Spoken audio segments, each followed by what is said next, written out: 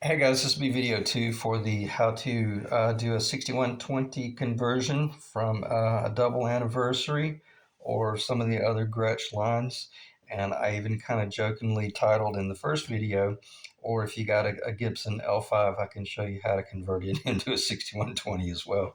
And anyway, the reason I say that is because of well, let me finish where I had started in the first video because I completely blanked out and didn't clarify why I had brought up the whole moving to Franklin, Tennessee thing, and why I started building guitars and blah blah blah, and how I felt like I was qualified to, kind of hold your hand and lead you to the finish line on building and or converting this guitar.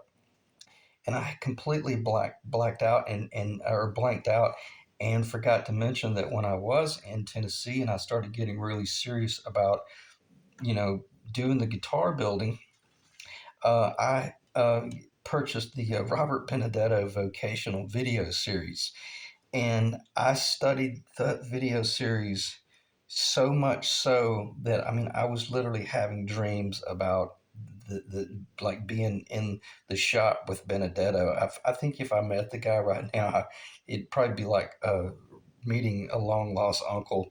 But long story short, I owe everything to that guy and the fact that he did that video series, because what I did with it, I took my 20 some odd years of custom woodworking, and I learned very quickly how little I knew about truly artisan type woodwork when I started watching his video series.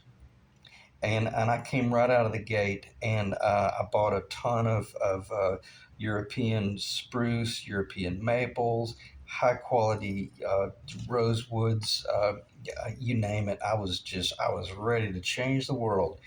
And uh, long story short, started building actual hand carved archtop jazz guitars.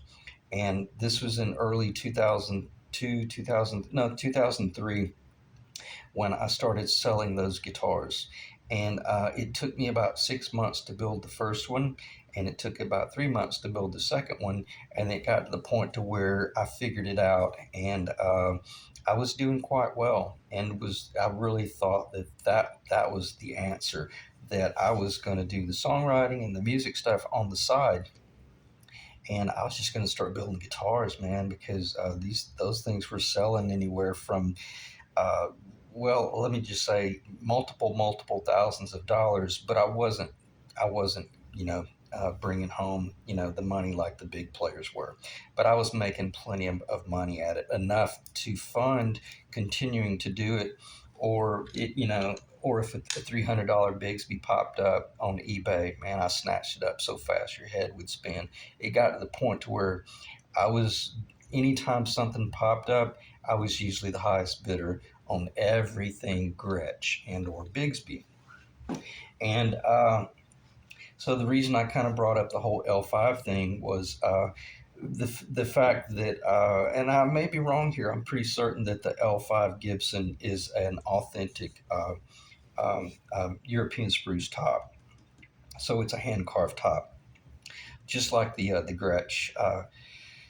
Country Gentleman, I believe, the one before the bigger one, the 17-inch body, it's also a hand carved spruce top as well. So I've done a lot of that. I've done a lot of hand carved guitars. That little penguin replica over there is actually a jazz guitar. It's full hollow body, and it is a maple top, soft maple top, hand carved with parallel bracing, which is scalloped, and that guitar sounds nothing like I've ever heard in my life. Doesn't sound anything like a Gretsch.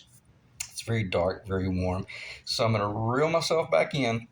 And in these first two videos, I just wanted to get that general information out of the way so that throughout the series, because this is probably end up going to being about 20 to 25 videos, that way I'm not having to go, oh, by the way, I never mentioned to you that, I did this or I did that, or I sold this guitar to, and it shipped to here, et cetera, et cetera. Because long story short, I've got guitars in Paris, France, all over the UK. I've got two in Australia, three in Japan, one in Russia, and places in the UK I didn't even know existed. And then the whole 2008, 2010, 2012 thing hit, and the economy just did a nosedive. And when that took place, that's when I bought a yacht down in South Florida, and I left town and took all my guitars, and I just went down to Fort Lauderdale, Florida, hung out on my boat, restored my old vintage yacht, and was just going to finish out the rest of my years doing songwriting because I had already made my Nashville connections. And my Nashville connections were kind of understated, but nonetheless, uh, I met Leon Russell, had his phone number. He invited me over to his personal house to jam with him. And like an idiot, I turned him down and didn't know any better at the time. But that was before Elton John had come to town, and I paired with Leon. And I just really didn't realize what opportunity I blew there. Met Larry Strickland, worked for Larry and Naomi Judd, wonderful, wonderful people, and was just in awe, more so hanging out with Larry than getting to meet Naomi. But nonetheless, I actually did work at their personal house.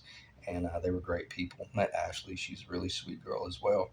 So, and I'm hanging out well, I pull up in a Shell service station there in Franklin, Tennessee, and I'll be you know what if Dwayne Eddy, the Mister Guitar Man himself, pulls up, and he got out of his truck, and he looked at me, and I looked at him, and I looked at him like, holy, that's Dwayne Eddy, and he looked at me like, oh shit, somebody recognized me, and it was so funny how you could tell he was not in the mood to meet anybody at a Shell service station, so I let it go.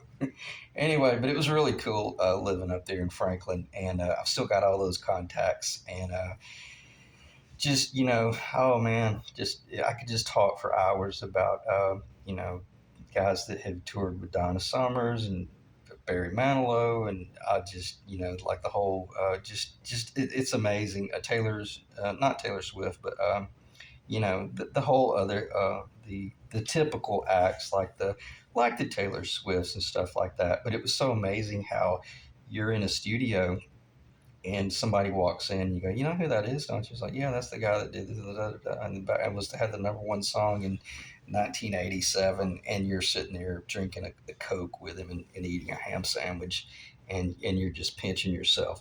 So I say that to say this, and I hope I didn't get too long winded.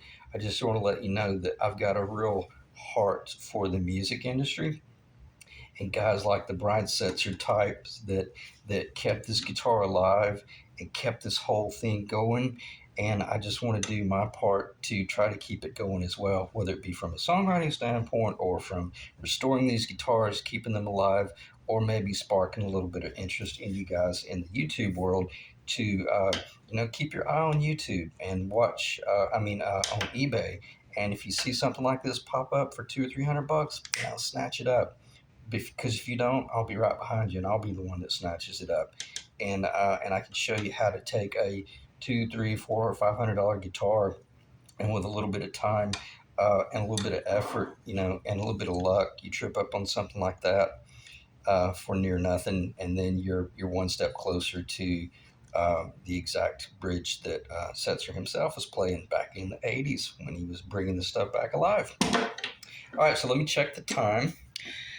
And 8 minutes and 55 seconds of just pure rambling. But fortunately, I got that out of the way. And I think I mentioned the whole Robert Benedetto vocational video series that I studied relentlessly. So that was the most important part, that I've done a lot of hand carved arch top,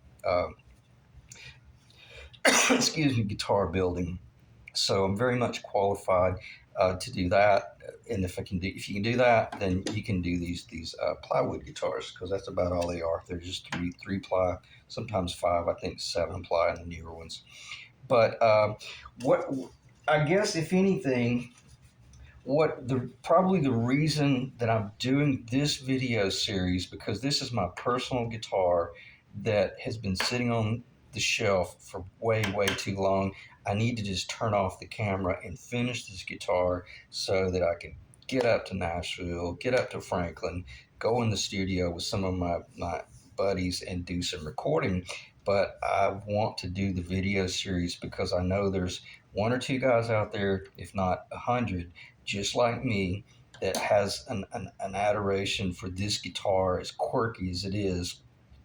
And I want to show you how easy it is to pull this stuff off and end up with a guitar that's just you don't even have to plug it in to play it.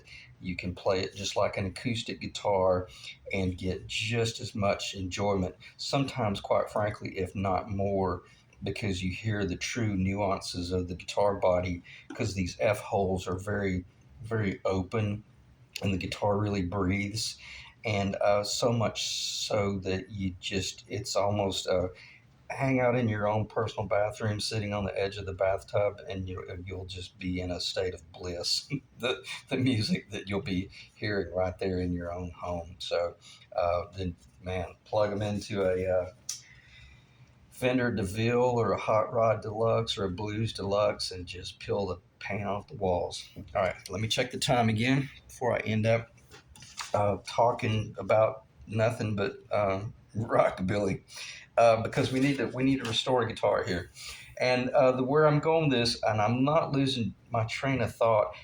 My reasoning was, why do I want to do this video series? Or why would someone do a search about how to do this conversion? Well, first off, because if you buy this guitar in an authentic 1960s state, or a 61 or a 59, good luck if you find a 59. You'll be in the $10,000 range uh, at a starting point for that guitar. Um, and what's bizarre is this guitar in a 1960 painted two-tone green is $3,500. An authentic, you know what I'm exactly what I'm saying. Never been touched. Has the original Waverleys. That guitar is 3 grand, $3,500. Now I'm not saying buy one of those and strip the paint off of it and turn it into this. That's ridiculous. But you're going to find a lot of those situations where cowboys out there did attempt that crap, and they ended up nearly destroying grandpa's guitar, and then they ended up putting it on eBay and just blowing it out because they were so sickened by what they had done that they either thought they had destroyed it when really they just fouled up the paint work really bad, but the body itself was still 100%. And that's what happened here. Some idiot just tried to turn this thing into a Tennessee Rose and got in over their head. But fortunately, so what saved this guitar, they didn't come in and try to sand all of the finish off. It was pretty obvious that they just stripped it down to the original lacquer sealer, and once they got to that point, they stopped. So fortunately, they didn't come in and destroy any of the original binding. Now I did this binding work right here because it basically melted when I was using the what was it called, navel jelly, the pink water-based stripper, because I would strip it, wash it off, let it dry, strip it, wash it off, let it dry, and that went on for about 3 months.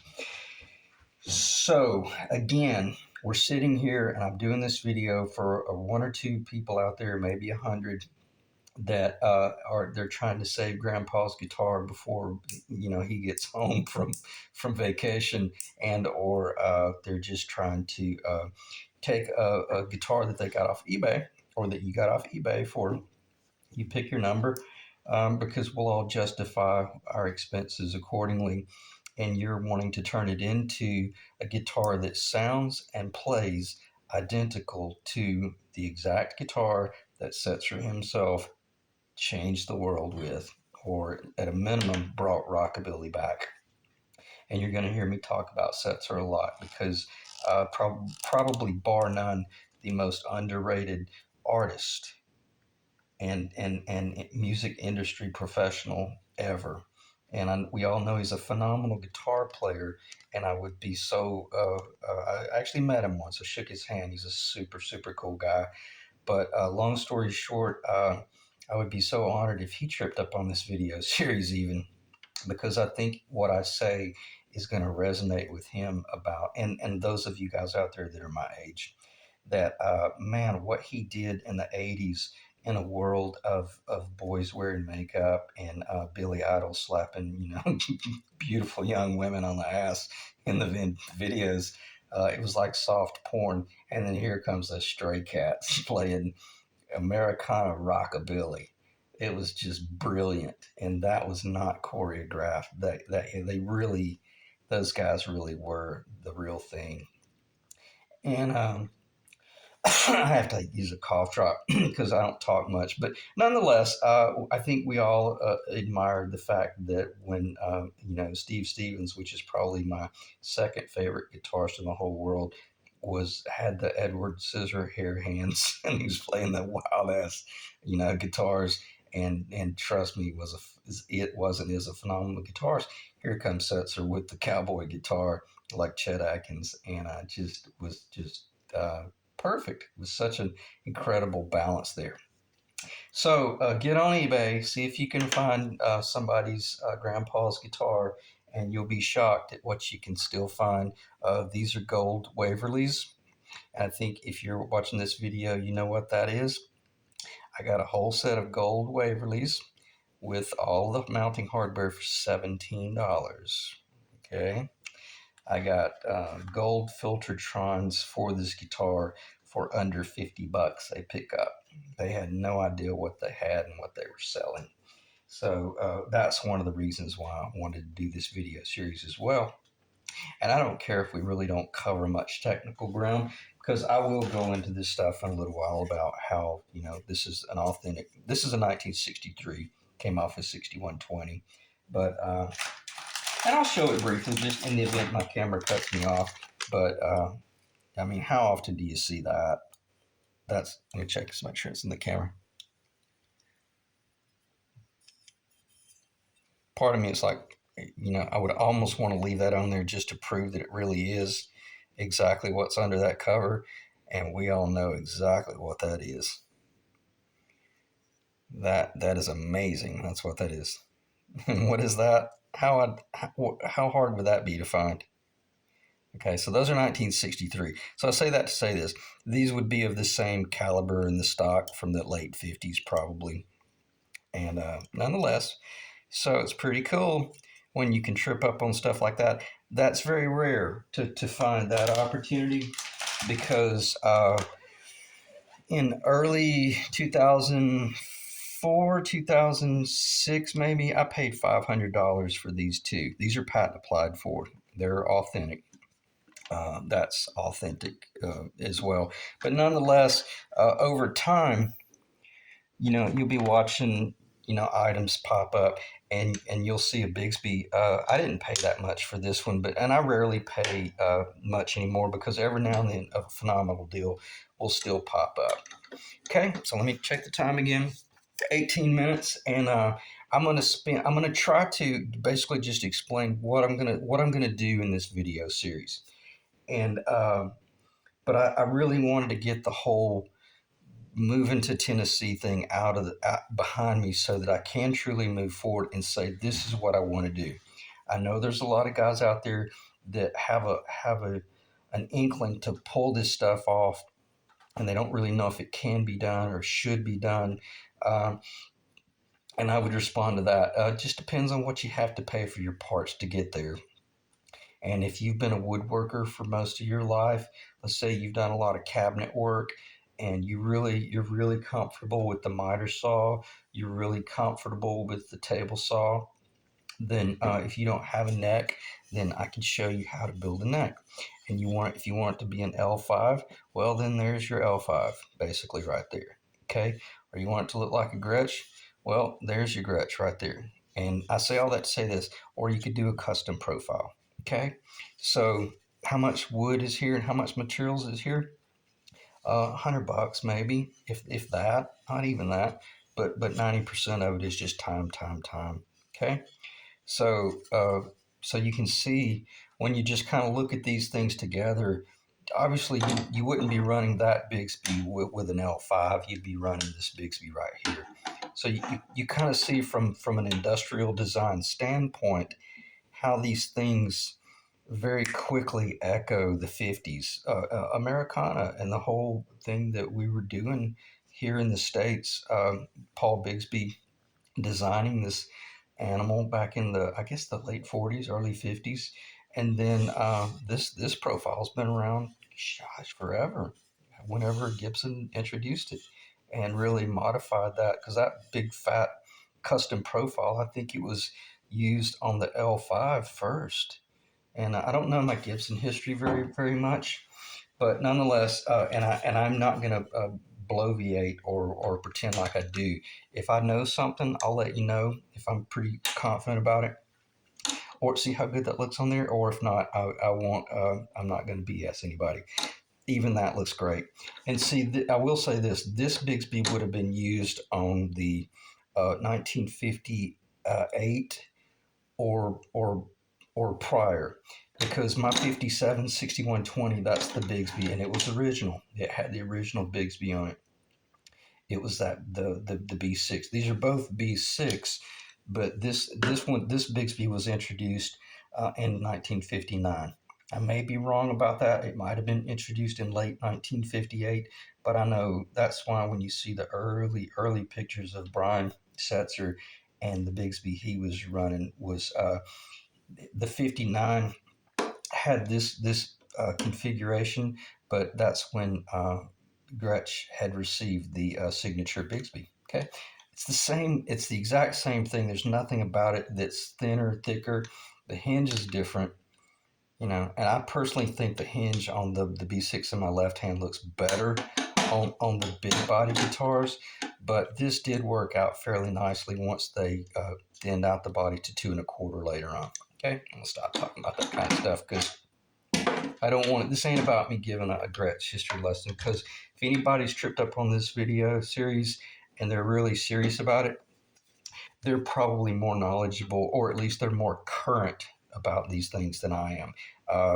Give me 30 minutes worth of research and I know exactly where to go to find these answers, because I was pretty darn savvy back in the early 2000s about the Gretsch, because I was just all things Gretsch. Okay, because of Setzer, blame it on Setzer. So let me check the time again, 22 minutes, give or take. Hopefully it's still recording my audio, but the reason I'm showing this is because I do have the